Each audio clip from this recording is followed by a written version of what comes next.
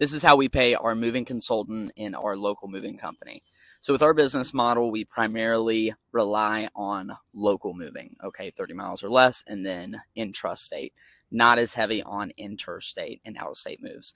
So the way that we pay our moving consultants are 8% draw commission. So it's a $2,000 a month draw, and then 8% on everything that we transact, that they sell. Now, we also do a monthly bonus ladder. So if the rep sells $50,000 in the month, they get 0.5% more on all their sales.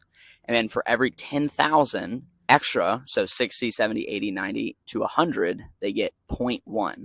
So they can make as much of 1% more on everything they sell if they do over 100,000 in a month. And the last thing that we do is we pay 10% monthly recurring revenue commission on any storage that they bring in.